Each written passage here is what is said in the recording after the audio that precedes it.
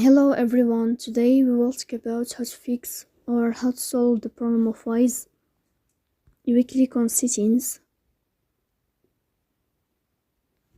In this page, you will click on apps, default apps, app settings. In this page, you will search about the application of Wise and you will enter.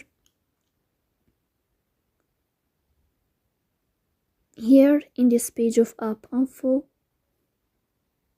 you will click on first stop and you will click OK. Here you will enter to storage. Then you will click on clear cache.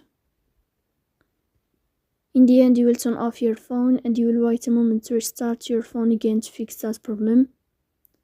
So that's all. Don't forget to support us by like and subscribe. See you next time and thank you for your